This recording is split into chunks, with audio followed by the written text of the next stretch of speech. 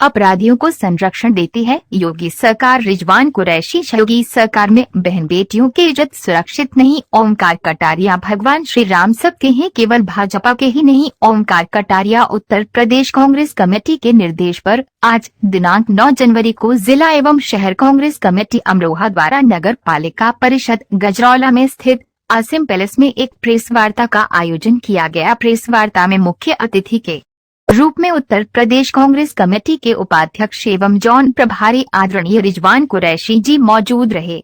Press वार्ता की अध्यक्षता जिला अध्यक्ष ओमकार कटारिया ने की और संचालन शहर अध्यक्ष फैज आलम रायनी ने किया। प्रेस वार्ता को संबोधित करते हुए प्रदेश उपाध्यक्ष रिजवान कुरैशी ने कहा कि आज पूरा प्रदेश अपराध के आग में जल रहा है। अपराधी बेखौफ होकर प्रतिदिन अपराधों को अंजाम दे रहे हैं। वर्ष 2023 एनसीआरबी रिपोर्ट के आंकड़ों के अनुसार उत्तर प्रदेश महिलाओं के प्रति अपराध के मामलों में पहले स्थान पर है। इसी रिपोर्ट के अनुसार पूरे भारत में होने वाले अपराधों में 15% अपराध उत्तर प्रदेश में होते हैं। हालात कितने बदतर हो गए हैं, इसके सिर्फ 2 उदाहरण सबके सामने है। एक माननीय प्रधानमंत्री जी के संसदीय क्षेत्र बनारस वाराणसी में, जहां दिनांक 2 नवंबर 2023 को IITBHU की छात्रा का 3 लड़कों द्वारा जबरन गन पॉइंट पर उसकी नग्न अवस्था का वीडियो बनाया गया एवं दुष्कर्म किया गया। कांग्रेस पार्टी के सम्मानित प्रदेश अध्यक्ष माननीय अजय राय जी ने पहले ही इस मामले में कहा था कि इसमें भाजपा के लोगों का हाथ है। इसमें योगी सरकार ने उनके खिलाफ FIR दर्ज कर दी। 5 नवंबर को CCTV फुटेज में लड़कों की पहचान कर ली गई। 8 नवंबर को पीड़िता द्वारा भी उनकी पहचान कर ली गई। आरोपियों की पुष्टि होने के पश्चात भाजपा द्वारा उन्हें मध्य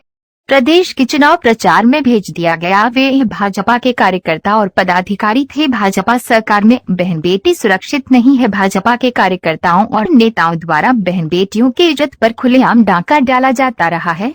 आरोपियों की पहचान होने के बाद भी उनको गिरफ्तार करने में 2 महीने लग गए। क्या 5 राज्यों के चुनाव के कारण भाजपा आरोपियों को बचा रही थी? योगी सरकार आरोपियों को बचा रही थी? कांग्रेस पार्टी मामले को प्रमुखता से न उठाती तो शायद आरोपी पड़ी भी नहीं जाते। संवैधानिकता की पवित्रता है। दुर्भाग्य यह है कि ये घटना भारत के माननीय प्रधानमंत्री जी नरेंद्र मोदी जी के संसदीय क्षेत्र वाराणसी की है। जिला अध्यक्ष ओमकार सिंह कटारिया ने वार्ता को संबोधित करते हुए कहा कि दूसरी घटना उत्तर प्रदेश के मुख्यमंत्री जी के क्षेत्र गोरखपुर की है। क्या जहां विनोद उपाध्याय को सुल्तानपुर में पुलिस द्वारा कथित मुठभेड़ में मार दिया गया। यह बात आईने की तरह साफ है कि गोरखपुर के रहने वाले विनोद उपाध्याय माननीय मुख्यमंत्री योगी आदित्यनाथ जी के पुराने धुर विरोधी हैं। योगी जी के मुख्यमंत्री बनने के बाद विनोद उपाध्याय पर शिकंजा पड़ता गया और कम से उनका इनाम की धनराशि को मामले को गंभीर दिखने के लिए बढ़ाई गई। क्या मोटिवेट व्यक्तिगत कुंठा और राजनीतिक दृष्टि प्रेत है? योगी सरकार का एक जाति विशेष विरोधी चेहरा को जाकर करती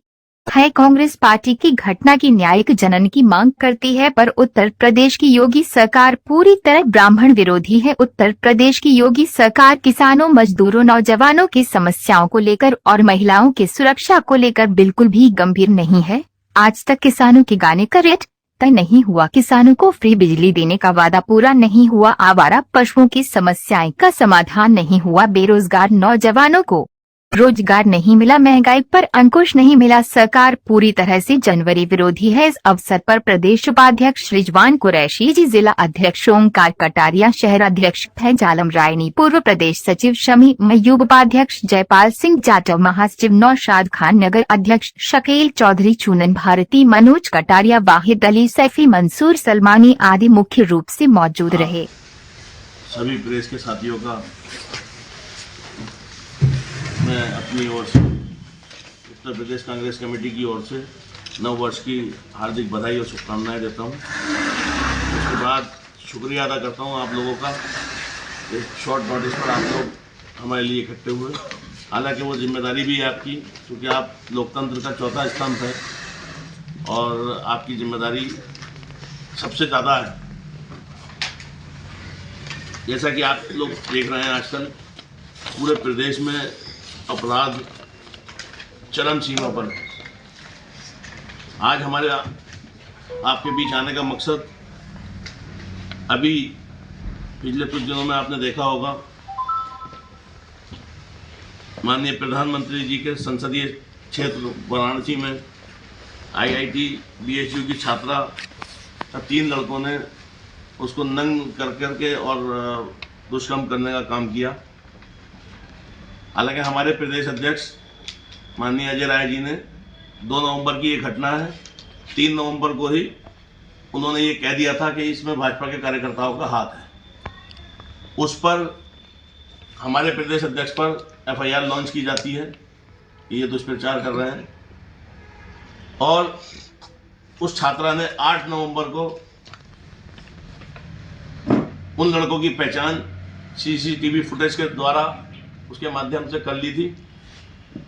ऐसी कौन सी मजबूरी भारतीय जनता पार्टी की सरकार की थी, योगी सरकार की थी, कि उसको लगातार 2 महीने तक रोके रखा। और जैसा कि ज्ञात हुआ है तो उन लड़कों को, वांछित लड़कों को पहचान होने के बावजूद उनको 2 महीने के लिए प्रचार प्रसार में लगा दिया गया मध्य प्रदेश। तो ये सारी चीज़ें आपके सामने हैं। मैं फिर कहता हूं कि आपकी जिम्मेदारी हम सबसे ज़्यादा है। आपको सच का आईना दिखाना है, सरकार को भी और जनता को भी। दूसरा मामला गोरखपुर क्षेत्र का है, जहां से मुख्यमंत्री जी आते हैं। और ये मामला, जैसा कि पिछले दिनों में मैं बड़ी जिम्मेदारी से कह सकता हूं कि योगी सरकार ब्राह्मण विरोधी है। पिछले कुछ टाइम में आपने सबने देखा किस तरह से ब्राह्मणों का उत्पीड़न किया गया। उसी के अंतर्गत एक विनोद उपाध्याय नाम के कथित हो रहे हैं। तो इसलिए ये भारतीय जनता पार्टी का दोहरा चरित्र आप सबके सामने है। किस तरह से वो कहते थे कि हम अपराध पर अंकुश लगाएंगे, जबकि वो उसके विपरीत काम करते हैं। बुलंदशहर में अभी काफ़ी समय पहले एक इंस्पेक्टर को मार दिया गया था और बीजेपी के नेता का उसमें नाम भी आया था, उन्हें एक पद दे दिया गया है बीजेपी के। उसमें क्या कह रहे हैं इस बात? हम तो यही कहना है कि बीजेपी का चाल और चरित्र, अपने जो उनके अटल बिहारी वाजपेयी जी की सोच थी भारतीय जनता पार्टी के साथ में, उस सोच को कहीं ना कहीं पीछे छोड़ दिया गया है और पर्सनल द्वेष पे काम हो रहा है। राम मंदिर का निर्माण 22 तारीख में होने जा रहा है। स्वागत करते हैं सुप्रीम कोर्ट के उस फैसले का। अगर सुप्रीम कोर्ट के फैसले के अनुसार राम मंदिर का निर्माण हो रहा है, राम अकेले भारतीय जनता पार्टी के नहीं, राम हमारे भी हैं, आपके भी हैं, सबके हैं। हर हिंदुस्तानी के दिल में राम बसते हैं। जिस प्रकार कांग्रेस लगातार जो है लोगों को जोड़ने का काम कर रही है जी, अमरोहा के अंदर कलेक्ट्रेट में जो है आपस में ही कार्यकर्ताओं में झगड़ा हो गया था। कांग्रेस के जो कार्यकर्ता थे, तो आपको क्या लगता है ये लोगों को जोड़ेंगे जब आपस में ही झगड़ा? देखिए, कांग्रेस पार्टी भी एक परिवार है और परिवार में थोड़ा सा ऊपर नीचे सब जगह होता है। क्या भारतीय जनता पार्टी में नहीं होता ऐसा? दूसरे दलों में नहीं होता ऐसा? आप बताइए। थोड़ा सा होता है, घर के बड़े उसको निपटा देते हैं। ऐसा ही होता भी आया, हमने तो बचपन से ऐसे ही सीखा है, देखा है। तो वो कोई बात, वो बहुत बड़ी चीज़ नहीं है। इस चीज़ को मैं समझता हूँ आपको इतना बढ़ावा नहीं देना चाहिए। मेरी गुजारिश है कि कांग्रेस का जो सुनहरा चेहरा है, जो गोल्डन चेहरा है, वो दिखाने की कोशिश करें। मेहरबानी होगी आप। अभी गठबंधन हुआ था बीच में, गठबंधन में पोस्टर वार चला। हुआ था नहीं, गठबंधन है भाई, इंडिया गठबंधन मौजूद है। अभी काफ़ी चर्चाएं रहीं और उसमें लखनऊ में पोस्टर वार चला था। दोनों के आगे खींचातान आपके नेता और समाजवादी के नेताओं में हुआ था। आपके पार्टी की तरफ से एक बयान भी जारी हुआ था। क्या कौन अखिलेश किस नज़र से देखते हैं? बाद में देखिए ये राजनीति की बातें हैं और ये सियासत के हिस्से हैं। ये सारी चीज़ें राजनीति का हिस्सा है। हम बड़ी मुस्तैदी के साथ में, हमारी तैयारी 80 की 80 सीटों पर लड़ने की है। हमारे प्रदेश अध्यक्ष ने इसमें पिछले बयान भी दिया था कि हम 80 की 80 सीटों पर पूरी तरह से तैयार हैं। हमारा जो हाईकमान है, हमारा राष्ट्रीय नेतृत्व जो भी तय करेगा, हम उसके साथ में पीछे पीछे तैयार खड़े होंगे। अब कांग्रेस युवाओं को बढ़ावा देने लगी, हमेशा से दिया है। हमेशा नहीं। युवाओं को बढ़ावा नहीं दे रही तो युवा नेता हमारे करोड़ों नौजवानों के दिलों की धड़कन राहुल गांधी जी भारत जोड़ो न्याय यात्रा एक 14 जनवरी को मणिपुर से चलकर स्टार्ट कर रहे हैं। तो उसके लिए हमारे प्रत्येक जिला मुख्यालय पर हमें निर्देश प्राप्त हुआ है कि हम 6 बजे से 5 किलोमीटर, कम से कम 5 किलोमीटर मैक्सिमम अध्यक्ष जी की विवेक पर निर्भर करता है कि 6 किलोमीटर हो जाए, 7 किलोमीटर हो जाए, 10 किलोमीटर हो जाए। एक 5 किलोमीटर की यात्रा हमें करनी है। हमारे कार्यकर्ता मतलब एक हिंदुस्तान में हर जिला मुख्यालय पर एक मैसेज देंगे कि 14 जनवरी को हमारे जननायक राहुल गांधी जी मणिपुर से स्टार्ट करेंगे और हम लोग मशाल जुलूस के रूप में, मशाल यात्रा के रूप में शाम को 6 बजे हर जिला मुख्यालय से 5 किलोमीटर यात्रा करेंगे। और उस 5 किलोमीटर की यात्रा में शहीद स्मारक जो पढ़ेंगे उसमें हमें सम्मान के लिए पुष्प अर्पित करने हैं। कहीं मंदिर मस्जिद या कुछ गुरुद्वारे पढ़ेंगे तो उसमें भी हमें जाना है। मंत्री भरा दिया उन्होंने, जी मंत्री भरा दिया। देखिए, हो सकता है मान्यवर आपका थोड़ा सा नजरिया हमारी तरफ से कुछ मुलायम हुआ हो इसलिए ऐसा लग रहा है, वरना कांग्रेस पार्टी हमेशा से राजनीति में युवाओं को बढ़ावा देती है और जीता जागता सबूत मैं बैठा हूँ। अगर देती तो ये दोस्तों राजस्थान में आपकी नहीं होती। देखिए, हर जगह की देर है दोस्त है, देर में समझ हर जगह की परिस्थितियाँ अलग हैं। राजस्थान की परिस्थितियाँ अलग हैं, यूपी की परिस्थितियाँ अलग हैं, मध्य प्रदेश की परिस्थितियाँ अलग हैं। राजनीतिक परिस्थितियों के अनुसार हाईकमान को फैसले लेने होते हैं और हम इस पर टीका टिप्पणी ना करें तो हमारे लिए बेहतर है। बहुत जानकारी मिली है उनको, किसी भी मुकदमे काफ़ी लिखे हुए हैं। मुकदमे तो हमारे मुख्यमंत्री योगी आदित्यनाथ जी पे भी लगभग 57 मुकदमे लिखे हुए थे।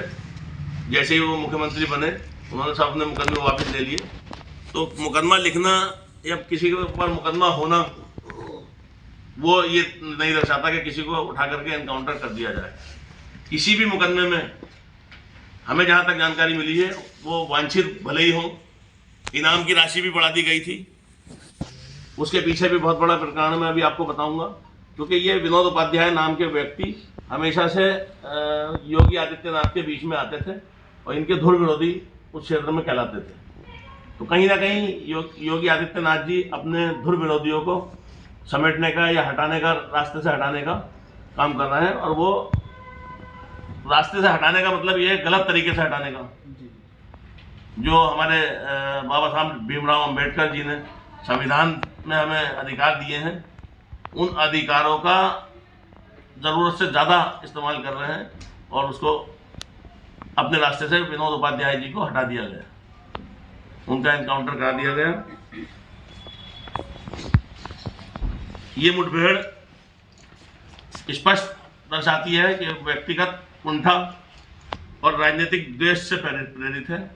तो हम योगी सरकार से एक जाति विशेष विरोधी चेहरे को उजागर करती है कांग्रेस पार्टी, उत्तर प्रदेश कांग्रेस पार्टी आपके चैनल के, आपके अखबारों के माध्यम से इस घटना की न्यायिक जांच की मांग करती है। अभी पिछले दिनों में आपने देखा होगा 2023 में एनसीआरबी रिपोर्ट के आंकड़ों के अनुसार उत्तर प्रदेश महिलाओं के प्रति अपराधों के मामलों में पहले स्थान पर रहा है।